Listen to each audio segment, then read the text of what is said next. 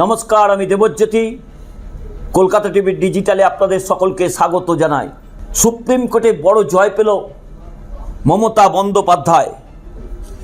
SIR বিতর্কে কমিশনের নির্দেশ খারিজ, মুখ্যমন্ত্রীর দাবিতেই সিলমোহর দিল মহামান্য সুপ্রিম কোর্ট।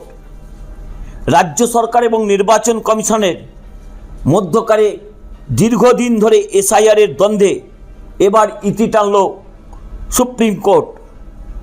সর্বোচ্চ আদালত অর্থাৎ সুপ্রিম কোর্ট নজিরবিহীন নির্দেশ দিয়েছেন এবং যাতেই মমতা বন্দ্যোপাধ্যায়ের নৈতিক জয় বলে মনে করছে রাজনৈতিক মহল। এখানেই সবচেয়ে গুরুত্বপূর্ণ যে বিষয়টি উঠে আসছে, ভারতীয় জনতা পার্টি নাকি জাতীয় নির্বাচন কমিশনকে তাদের নিজেদের মতো করে পরিচালনা করার চেষ্টা করছিলেন। কেউ কেউ বলছিলেন ভারতীয় জনতা পার্টির সহকারী সংস্থা হচ্ছে এই জাতীয় নির্বাচন কমিশন, কারণ দীর্ঘদিন ধরে তারা এসআইআর করছেন কিন্তু এখনও পর্যন্ত চূড়ান্ত তালিকা প্রকাশ করতে পারেননি।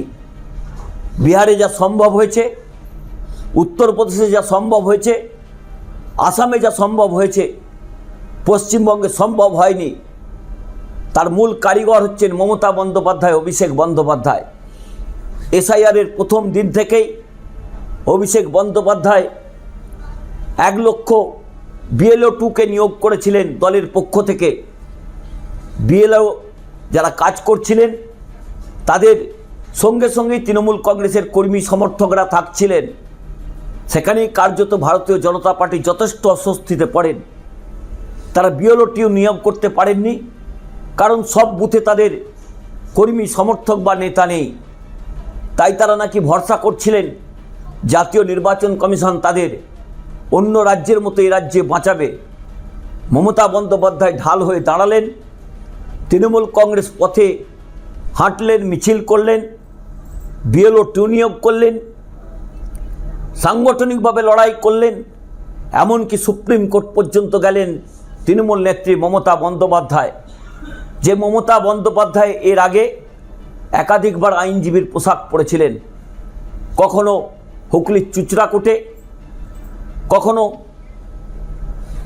একেবারে উত্তর দিনাজপুরের বালুরঘাটে, কখনো তিনি ব্যাংসাল কোর্টে, এবার সরাসরি তিনি সুপ্রিম কোর্টে দ্বারস্থ হলেন।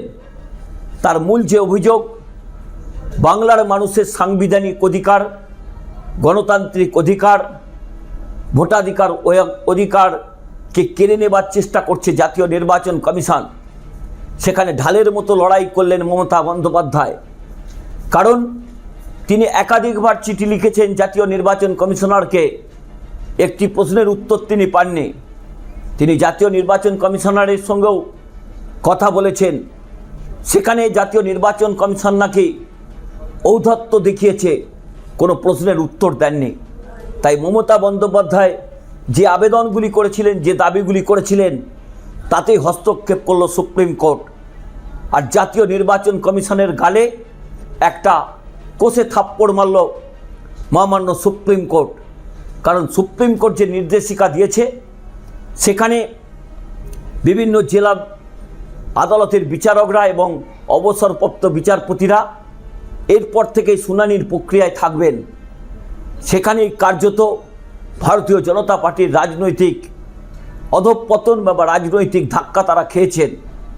কারণ একটি স্বশাসিত সংস্থার কাজে প্রশ্ন তুলল সুপ্রিম কোর্ট। এই স্বশাসিত সংস্থাগুলি আজকে ভারতীয় জনতা পার্টির হাতের পুতুল বলে তৃণমূল কংগ্রেস অভিযোগ করছিলেন। সেই জায়গাতে সুপ্রিম কোর্টে মমতা বন্দ্যোপাধ্যায় যে জয় পেলেন, তা রাজনৈতিকভাবে তাদের যেমন জয় হয়েছে, নৈতিকভাবেও সুপ্রিম কোর্ট তাদের যে সমর্থন করেছেন, তার জন্য তৃণমূল কংগ্রেসের একাধিক নেতা নেত্রী সুপ্রিম কোর্টের ভূমিকাকে সাধুবাদ জানিয়েছেন। কারণ মমতা বন্দ্যোপাধ্যায় তার ঘনিষ্ঠ মহলে জানিয়েছেন, তিনি যে চেষ্টা করেছিলেন সেই চেষ্টার সুফল তিনি পেয়েছেন। কারণ ভারতবর্ষের সাংবিধানিক সংস্থাগুলি সব বিকিয়ে গেলেও সুপ্রিম কোর্ট এখনও ঢালের মতো দাঁড়িয়ে রয়েছে। তাই ভারতীয় জনতা পার্টি যতই চেষ্টা করুন, বাংলার নাগরিকের ভোটের অধিকার কোনো মতেই কাটতে পারবেন না।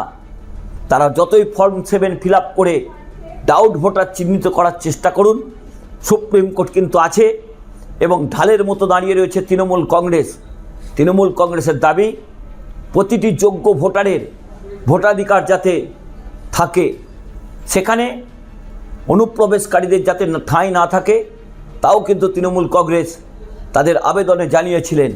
সেই জায়গাতেই গতকাল যে জয় সুপ্রিম কোর্টে পেয়েছে তৃণমূল কংগ্রেস, তা 26-এর বিধানসভা নির্বাচনের আগে তৃণমূল কংগ্রেসের কাছে সবচেয়ে বড় রাজনৈতিক মাইল ফলক।